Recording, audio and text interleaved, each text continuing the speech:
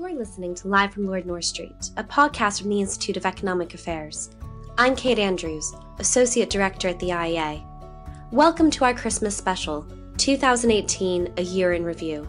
Joining me today is our Director General, Mark Littlewood, our Research Director, Dr. Jamie Whyte, and the Director of our Freer Initiative, Rebecca Lowe. We talk through the biggest stories of the year, ranging from the ongoing Brexit negotiations, to the state of British political parties and ideologies, to other important happenings around the world. You'll also get to hear who Jamie, Mark, and Rebecca have chosen as their Person of the Year, their Event of the Year, and best of all, their top prediction for 2019. If you like what you hear, subscribe to our iTunes channel, IEA Conversations. Rebecca, Mark, Jamie, thank you so much for joining me in the 2018 A Year in Review IEA podcast. I'm going to start with asking all three of you what your event of the year is. Rebecca, what have you picked? So I picked the Indian Supreme Court ruling in September that decriminalised consensual gay sex. This effectively was an overturning of the 2013 ruling, which upheld Section 377, which was a sort of ancient 1860 British colonial rule talking about things like unnatural offences. And why did you pick this particular event? Okay, three very brief reasons. One, I think it's very easy to pick kind of Western-centric answers to a question like this, but there are 1.3 billion people living in India. I think it's about 20% of the world's population.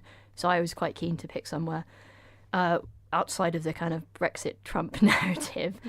Secondly, I think it's an interesting example of the kind of relationship between judicial and political power within a democracy. So I think we have a worrying blurring of these lines, but also at the same time, I think this kind of ruling shows that kind of successful examples of judicial rulings about these kinds of issues follow kind of cultural and social change, which has come from within kind of political activism and within the driving of norms sort of naturally. So I think that's good news. And thirdly, it was really the approach that they took. So you could imagine kind of a technocratic solution taking some kind of, I don't know, some sort of simple, tiny little sort of unheard of reason why you might want to change the constitution about this. But no, it was a kind of full-hearted, all kind of about the kind of constitutional right to privacy and against discrimination grounded on the dignity of the individual. And if you look at the judgment, it talks about things like the pursuit of happiness is founded on autonomy and dignity, and to live is to live with dignity. And I just think that's quite beautiful, really. And a wonderful story for advancing freedom this year. Exactly. So thanks for starting us out on a very optimistic note. Jamie, what was your event of the year? The tax cuts in the United States were my event of the year. They were, I think, enacted last year, but they came into force this year. Mm-hmm. And why did you pick this particular event? Well, after the financial crisis, there was a lot of kind of a return to what you might call demand management in the economy, stimulating demand when there'd been a downturn, and everybody forgot about supply-side economics. As it happens, I've just been working on a paper regarding tax, and it's reminded me of how dreadful the deadweight costs of tax are. And so here we had an intervention in the economy which moved things in the right direction on the supply side, cutting tax rates. We saw a very rapid response to it, and it's just great to see a return to that kind of thinking. So also a very optimistic story to tell. On the other side, Rebecca, you mentioned social freedoms. Jamie, you're mentioning economic ones. Mark, yours is maybe a little bit less optimistic. What's your event of the year? I was going to change mine. I kind of couldn't think of anything good at all, really. So I decided on the way here I was going to change it and plump for a very recent event, Southampton 3, Arsenal 2. Seemed to me to be pretty much my event of the year, something that Saints fans have waited 953 days for. So the event over several years. But that seemed a bit flippant. We're all very happy for you. But I couldn't really, it wasn't obvious we had to pick an event of the year that we approved of. No, just you an don't. event of note.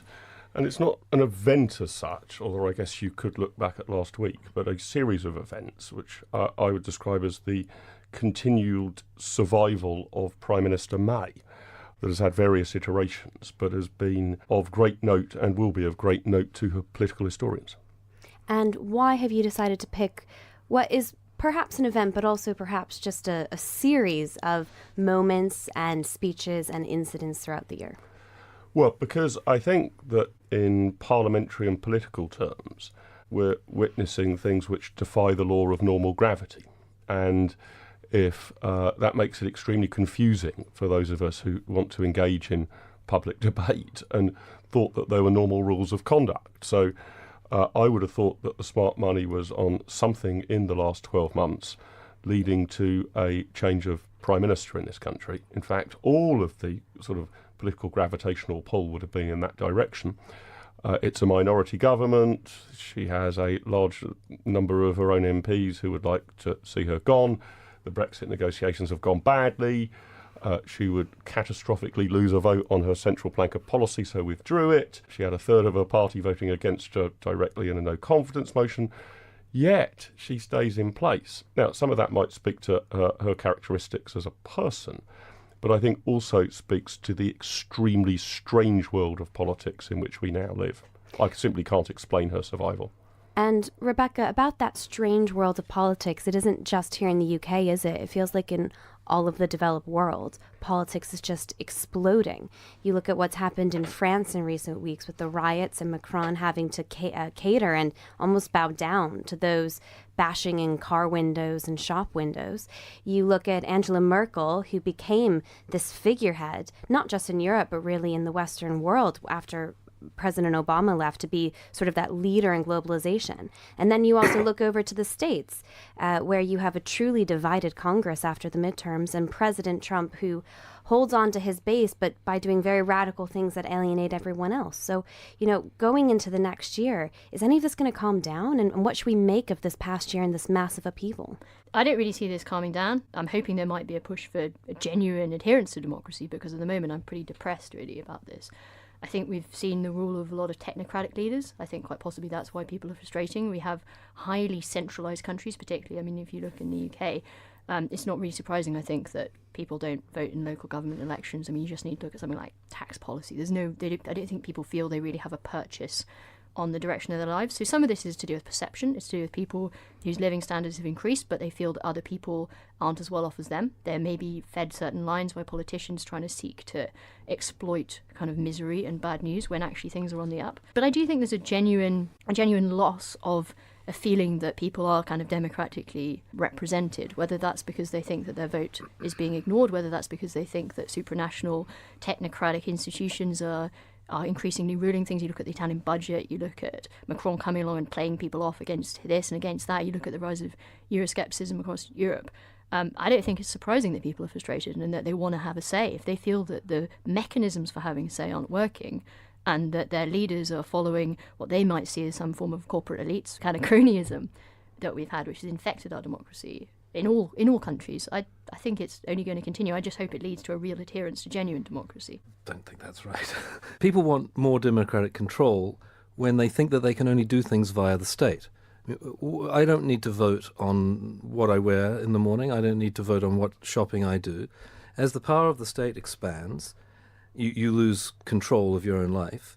And then you think, well, I have to therefore control the democratic process. But of course you can't do that. You're just one vote in millions. Even in a very small country, you've got a very tiny share of the say. So people, of course, are going to feel frustrated insofar as the government expands its domain. And no amount of democracy can solve that problem.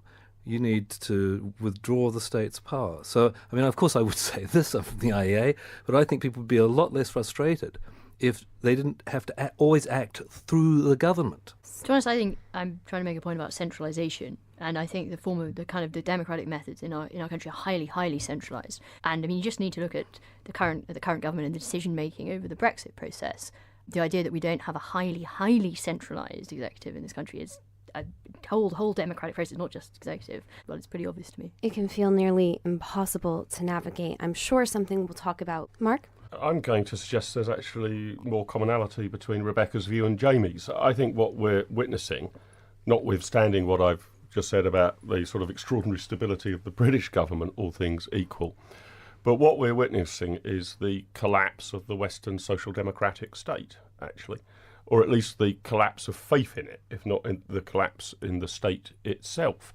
And now, this is, to my mind, both an exciting and a terrifying prospect. It's exciting because I don't really want there to be a social democratic state that runs my healthcare and my pension and tells me where I've got to go to school or university or how much I've got to save for my old age, etc., or what house I can live in. So I'm glad that's dying off, and I think it is unsustainable in the modern era. The scary part is that it's under threat because of a kind of collective, not very unified scream. So people are just shouting about it. Partly, as Jamie says, it might be that they haven't thought through their inability to control it. So they're demanding all sorts of chops and changes or more money being spent on it for their particular piece on it. But partly, I think it is just a cri de coeur. People are saying this is out of control. I hate politics. I hate politicians. I hate the state. I want something completely different. Unfortunately, some of the things they're voting for are, in my view, pretty unpalatable. This could end up nasty if what we're witnessing now is the equivalent of the Weimar Republic.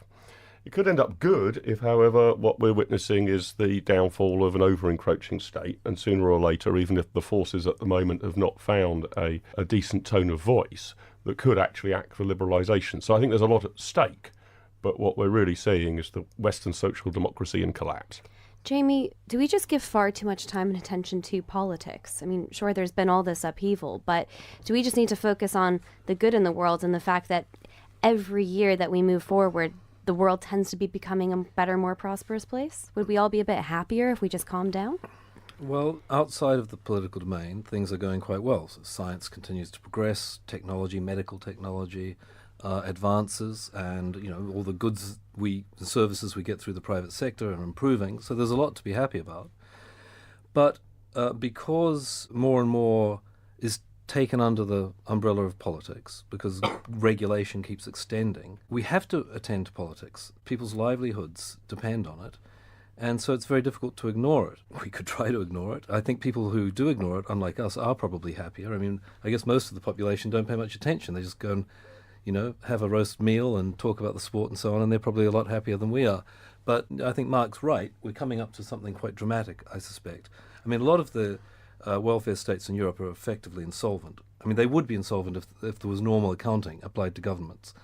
So something's going to give. Since there's not much an ordinary person can do about it, they might as well ignore it. I want to move us on to our Person of the Year pick. Mark, let's start with you. Who have you picked? Oh, this was pretty easy. And reflecting on what's been said about we all spend far too much time talking about politics, absolute standout, easy winner, Gareth Southgate, England's manager. England came within a whisker of winning the Football World Cup. As you might have gathered by now, I'm fairly obsessed about football.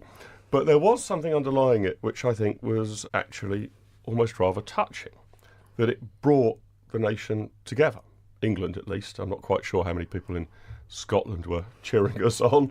And so I actually thought with all of this political chaos going around it, and apparently we're the most divided nation of all time and everybody was turning in on each other, the fact that a football team who were given absolutely no chance really at the start came so close to glory was a culturally unifying factor, not just a sporting achievement. Jamie, I think you want to weigh in on Gareth, but you also have a Person of the Year, so No, weigh in I don't. first. I don't want to weigh on Gareth or my Person of the Year. I think there's something important about sport in this regard. New Zealand, the Legatum Prosperity Index came out recently, and I think New Zealand came top. I'm not sure. It certainly came top on the category of social capital, trust, basically. Partly because we're small. Small countries tend to have more. But I honestly believe that the All Blacks and the obsession with the All Blacks in New Zealand is a genuinely unifying force in the country that improves social capital and makes New Zealand a more functional country than it would otherwise be. Now, that sounds crazy, but I really think that one sports team and the devotion of the entire population to it is quite an important part of why New Zealand is a successful society. And so I'm backing up Mark's point. I think this stuff is more important than a lot of people would think. But what we were actually saying about how many people ignore politics, and it's not just about social cohesion. I write a regular column for The Times, and in my most recent piece, I sort of made the point that if you were a Martian and you just came down and looked at the sort of economic statistics in the UK and the crime statistics or whatever, you would generally think this is a fairly normal period. Actually, not obvious that there's been any particular disruption or dislocation in the last 2 or 3 years. I mean, there's nothing spectacular here. Everything really looks rather average in terms of growth and salaries and inflation and everything else. There are a few outliers, but not many. So back in the real world, we seem to be enormously more robust and less dependent upon the political infrastructure than many involved in the political infrastructure would like to have us believe. Rebecca, I don't think Jamie's remarks sound crazy at all. I mean, I think that England at least, but I think the whole of the UK was a much happier place over the summer when people were, coming together and celebrating big wins. Did you feel the same? Yeah, absolutely. And I think it sort of almost plays slightly into something I was thinking about in the answers to our previous segment, which is that we've got to be careful not to just value stuff which is kind of economic, in terms of the kind of trappings of a life, in terms of what your income is. There are some more key important things, I think, underneath that, which is why I think that stuff, why I think free exchange or why I think free trade are important, is because we are individuals, and within that is some of that stuff I think came out in the Indian Supreme Court ruling. It's a point about having dignity, it's about having choices about how you live your life. And sure, we may want to ensure that people have the best opportunity to do that. We may want to ensure that they have kind of continuing amounts of economic growth. But underneath that, beyond any of that stuff, I think has to just be the freedom to spend our life choosing to do the things we want. We can't determine the other things, and once we try to determine those other things, we get rid of the things that make life good, whether that's kind of virtues when the state comes in and crowds those things out by trying to mandate where we give our money rather than allowing charity, or indeed trying to get in the way of kind of culture and social stuff. Once the state kind of tries to drive those things and doesn't let it happen naturally, we lose the stuff that actually makes life good and that underpins why we might want to engage in economic activity and support I'm that. going to come to you at the end for your person of the year, because I think that person relates to a lot of what you just said about central planning. Before that, I want to hear Jamie, who you picked as your person of the year. My person of the year was the philosopher Roger Scruton. Can you tell our listeners a little bit about who Roger Scruton is? Well, Roger Scruton is a philosopher. He's a very wide-ranging philosopher, actually. He's covered a lot of areas within the subject. He's covered political philosophy, the aesthetics, parts of metaphysics and so on. He's really very, very wide-ranging, but he's probably best known as a conservative political philosopher, one of the few. And he got appointed to some kind of a committee, government committee, that I disapprove of, as it happens. It's got its role as partly in trying to decide what buildings should look like in the UK, and I don't think the government's got any place doing that. Nevertheless, he got this job, and a lot of people, there was a kind of, mob against him again. He said all these dreadful things in the past, and he's got to be fired from the position. And in response to that kind of activity, a lot of people buckle, and they apologize for the things they've said in the past, and they step down, and he didn't. He actually linked people to the articles that had caused the offence. I think it's so important that people stand up to this stuff, because if they don't, we're going to have a society in which it becomes too dangerous and difficult to stick your head above the parapet, and any decent person will absent themselves from public life. And it's very important that we resist this mob behaviour that's taken off over recent years. And that's so often linked to this concept of identity politics and no platforming and real attacks on free speech often, which has become in many ways an arm of a more radicalized left-wing movement. Rebecca, who's your person of the year? So my person of the year is Jeremy Corbyn. And that's not an endorsement, it's a recognition of his success. And what do you want to recognise? I think he has a vast amount of power. I think he's played a bit of a blinder with Brexit, playing people off against each other. I'm sure that'll have to come to a head at some point. But at the moment, I think he holds the power. I mean, people talk about a second referendum. I mean, I don't think that's something that Corbyn wants. And I think if you look at his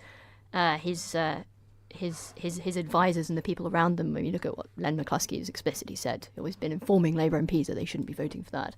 Same as Milne has these views. I don't think Corbyn is a Democrat, but I think he has all kinds of reasons why he's massively opposed to a second referendum, largely because he's key within the Lexit movement. There are all kinds of great left-wing reasons to determine what we mean by left wing, but whether it's to vote for Brexit, I think Corbyn I think he's played a blinder about that. I also think he's increasingly likely to become Prime Minister next year sometime.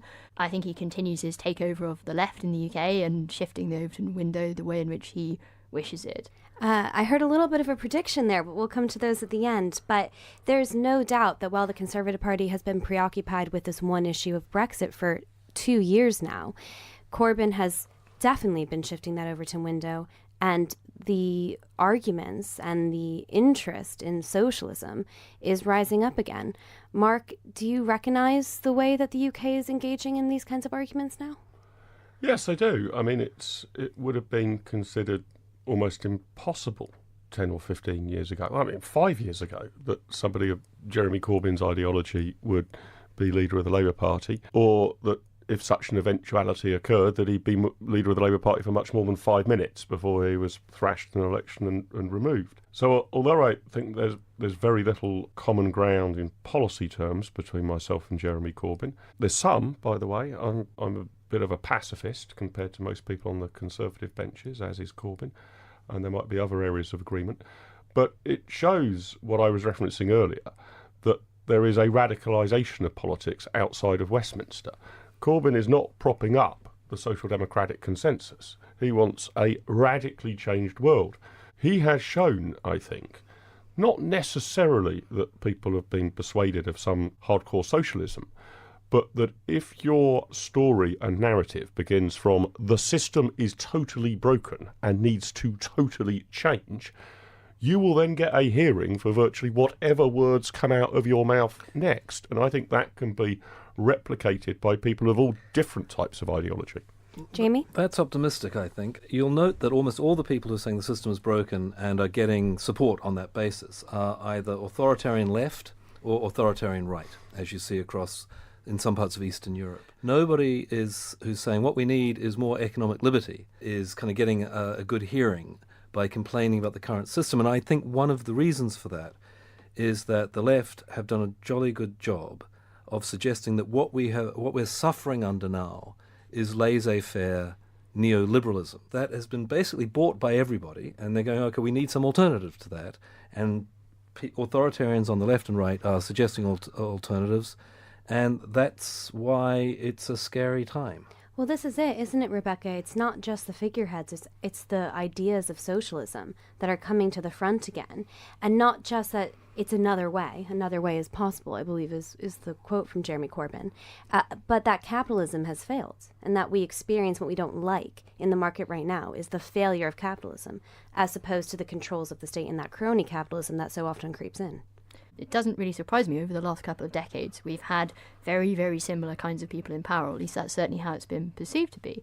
I've got a load of friends who are kind of moderate left-wingers who just don't feel that there's been a party that represented them. So I think when you're in that kind of position, you're more likely to see that somebody who's a bit more extreme might become seen as a realistic person for you to vote for. Normally, I think you have like a list of things like cut-off points that you're not going to go for. But I think if you feel that you haven't been represented, and again, I'm not necessarily saying this is right and true, it's a perception point. It's a point about narrative. The whole thing's been moderate left-wing. Tony Blair was a classic. I mean, surely they thought Tony Blair represented them. Your moderate left-wing. But it's still a point. It's still a point about left having moved into the centre. I mean, you look at Tony Blair getting rid of Clause 4. This is a point that they didn't feel whether that's correct or not. I think there was a genuine feeling that everything had kind of amalgamated in the middle, and those people who had these kind of highfalutin ideas about sharing out the proceeds of wealth or about access to somebody else's house or whatever. I mean, I just feel we might think it's crazy, but I think even a moderate version of that, they felt that just wasn't at hand. And you look at Tony Blair and his global interventionism and his kind of smiling posh boy looks, and it just doesn't feel as if these people were represented. So they go for something extreme. It's happening across Europe. Mark, is there any argument into letting people who are becoming sympathetic to socialism do so they can understand how it actually plays out and ends? I'm not particularly attracted by that argument that sort of, I'm not sure where that leads you. If you haven't fully appreciated the historical lessons of Nazi Germany, we should do what exactly? I'm not sure reenactment of human horrors is the best way to sort of inoculate people with the flu vaccine argument, isn't it? You sort of stave off full-blown flu by giving people a bit of an injection of it. So sort of, a few gulags and people will suddenly remember or return to the history books. I'm not attracted by. I think that there's a big problem classical liberals, free marketeers, libertarians have here. I don't have a solution to it. And the problem is that, for reasons that we've outlined already, people are extremely angry. And classical liberals are very phlegmatic, philosophical and rational people. That's why I get on with them. And I'd like to think that's one of the reasons why I am one. But that means we're not tapping into the zeitgeist. Our response to people saying, what the hell is happening? Real wages have only just caught up with inflation. Or, why doesn't anything sort of work properly? Or, why is economic growth so sluggish? Our response is to furnish them with a well peer-reviewed monograph. That has merit. I mean, I do believe in the battle of ideas. But we are not standing up and being angry. And to what? That doesn't mean that you need to be vile or vulgar. But to Jamie's point earlier, that it's the authoritarians who are the hard right and the hard left who are winning, that's because liberals, in the true meaning of the word, stand up and say, in response to everybody's fuming anger, hang on a second. I mean, that's sort of how the speech starts. Not, I'm furious that this company has just been destroyed by red tape and bureaucracy, or have had inspectors storming into it and shut them down. This is a human rights abuse as well as an economics abuse. No, I don't think it's the role of a think tank necessarily to do that, but I think that somebody in the political arena who did that would be able to tap into support. I do think there's also opportunity for positive emotion to play in our favor. So I'll abuse my position as chair, but my person of the year is Alice Marie Johnson. This is the woman who was given a life sentence in prison without parole because she was a small part of the drugs trade 22 years ago. And after spending almost 22 years in prison, American celebrity Kim Kardashian heard about her story and about her mass rehabilitation in prison and the fact that she had come so far and was very well loved and was an upstanding citizen in every way except her record, actually lobbied the President of the United States to release her, and he did. And this is a story. Well, your person of the year should be Kim Kardashian. Well, or Donald Trump. Or Donald Trump. Oh dear, Kim. I'll let Kim come a close second. Donald, unfortunately, has done a few other things this year that have downgraded him in my book.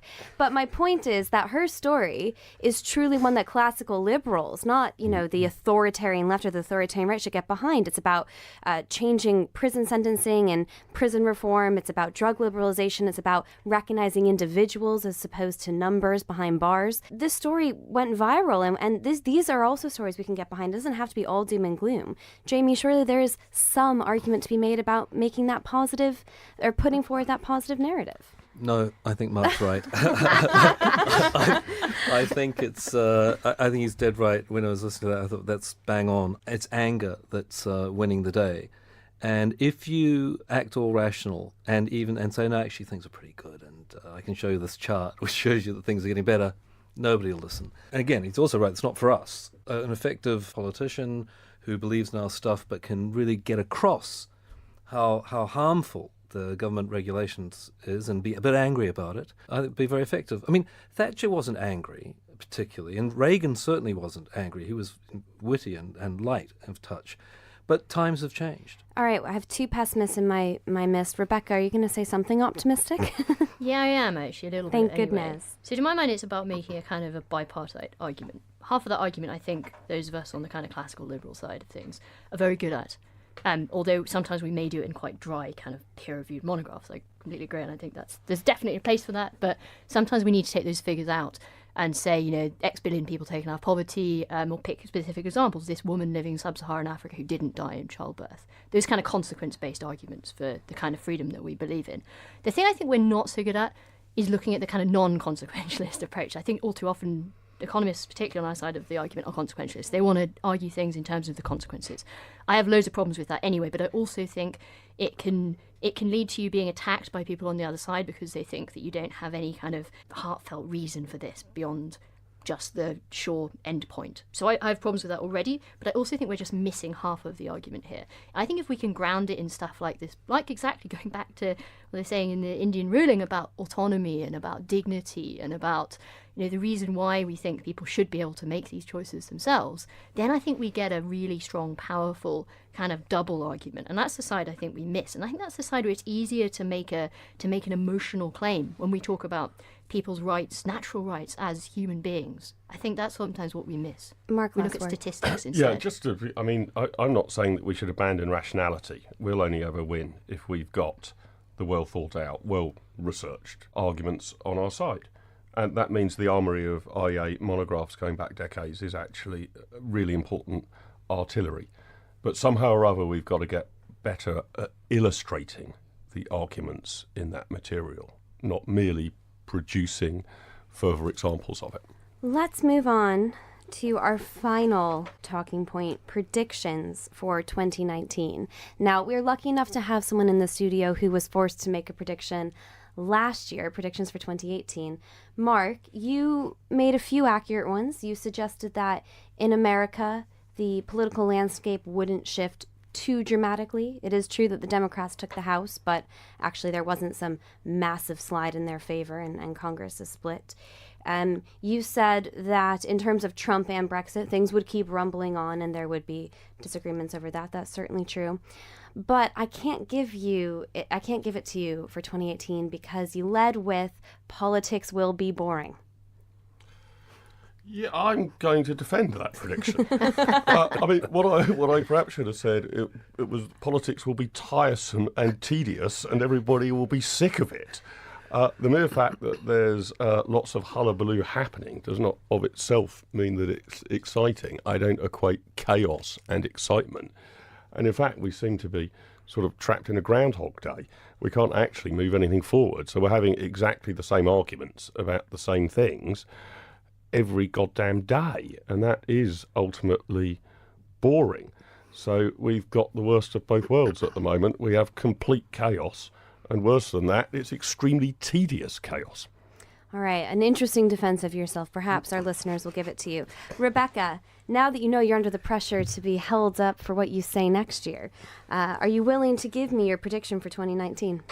Sure, I guess I made a mini one by saying I think Jeremy Corbyn might well be Prime Minister this time next year. You did, I heard that earlier. But that's not going to be my official prediction. So that way I can kind of claim it. It's very clever. Either way, I think I'm going to hedge on this one.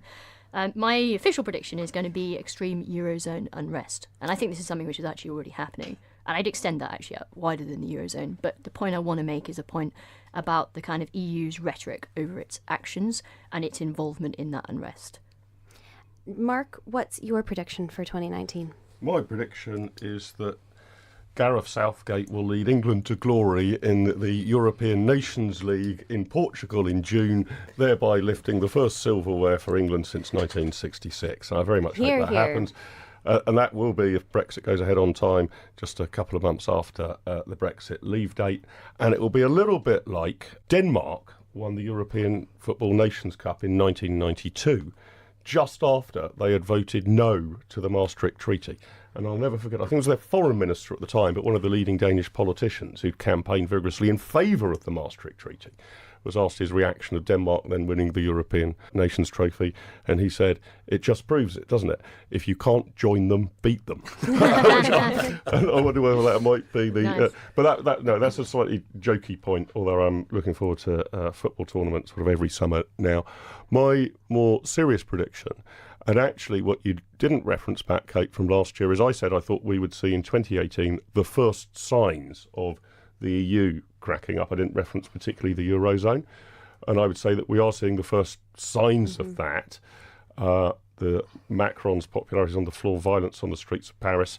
The Merkel era is coming to a close. Italian politics is in even more of a catastrophic mess than it usually is. So you're backing Rebecca's prediction to some extent? That will continue. I mean, I think that it can continue quite a long time before the Eurozone actually blows up or the EU collapses, but I think we'll see that. But my prediction is that we will possibly in Britain break out of the cycle of just repeating the same arguments with the same politicians across the same dispatch box that we've had in 2018. That the forces at play in the United Kingdom, I think, are now very, very serious and severe in terms of the ideological divisions in society, not really reflected in Parliament. And I think there are going to be huge pressures on both the main political parties.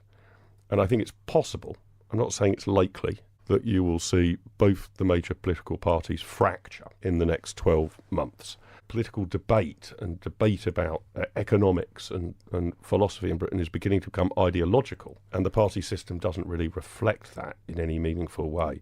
And I think at some point it's going to have to catch up, and that will be a pretty brutal and painful process for those who are involved in Westminster. And Mark, am I right in thinking that you think a major trigger of a potential party split or multiple party splits would be Brexit? Yeah, I think that probably is the trigger, but I don't think it's that we'll have new political parties just defined on whether they're for a hard Brexit, Canada plus, or the Norway option. I think that the sort of where you stand on Brexit often speaks to your ideological background. So if you were to look in the Conservative Party, for example, and has many different coalitions of different ideologies in it, of which only a fraction is classical liberal, Brexiteers tend to be those who are of a more free market persuasion, that thinks the government is too interventionist by and large. And those on the Remain side are more technocratic in their approach to politics. I'm trying to say this as objectively as possible. Similarly, on the other side of the aisle, I mean, they sort of want more of a sort of Bennite siege-style economy. We'd probably be quite happy for Britain to be out. The wing of the Labour Party that's lost influence over the years, the more moderate wing, are Remainer-orientated. But that doesn't mean they'll just hook up with other Remainers. It's because Brexit, that you can approach from all sorts of different angles, tends to be speak to what's in your heart ideologically, and that's all been brought to the surface by this protracted constitutional process we're going through. Jamie, I want to bring in your prediction, as it might grate against Mark's ever so slightly. You also have a sporting prediction. Oh, yes. Well, the All Blacks will win the Rugby World Cup. Okay. That's quite a safe prediction. And what is your meaningful and real prediction for 2019? That at the end of it, the United Kingdom will still be in the European Union. Now, the reason I think this is that we're approaching no deal. It seems that we're moving in that direction. Theresa May's deal is very unlikely to get through.